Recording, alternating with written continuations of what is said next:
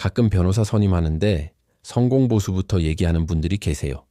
물론 중요한 문제지만 저는 사건의 시작부터 성공보수 얘기를 꺼내는 건 순서가 좀 바뀌었다고 생각해요. 왜냐고요?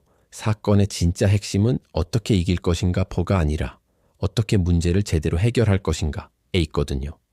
특히 불구속 수사로 끝낼 수 있는 사건이라면 성공보수를 논할 이유가 없죠.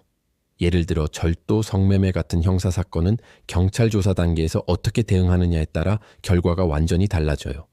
저희는 보통 이런 사건들을 맡을 때 처음부터 끝까지, 즉 경찰 조사부터 재판까지 한 덩어리로 보고 접근해요.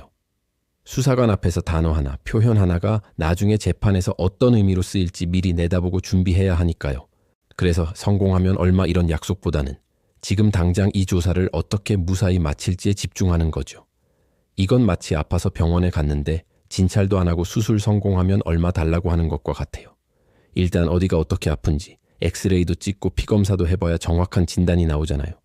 법률 문제도 똑같습니다. 민사 사건은 더 복잡해요. 돈을 빌려주고 못 받았을 때 단순히 소송에서 이기는 게 끝이 아니거든요. 상대방 재산을 미리 파악하고 판결 후에 돈을 실제로 받아낼 방법까지 설계해야죠. 이걸 강제집행이라고 하는데 저희는 소송 시작 전부터 이 집행 가능성을 가장 중요하게 봐요. 이길 수는 있는데 돈은 한 푼도 못 받는 소송, 그런 건 의미 없으니까요.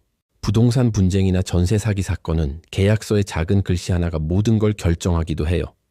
저는 공인중개사 자격도 있어서 그런지 법률적인 문제뿐만 아니라 계약 구조 자체의 허점이나 권리관계를 함께 뜯어보는 편이에요.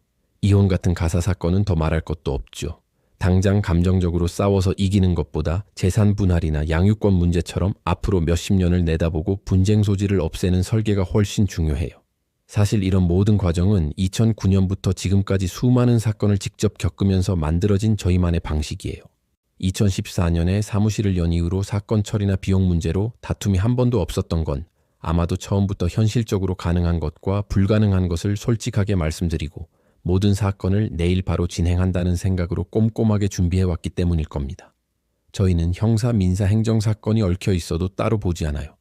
변호사가 상담부터 조사, 재판, 그리고 마지막 집행까지 책임지고 직접 챙기는 구조죠.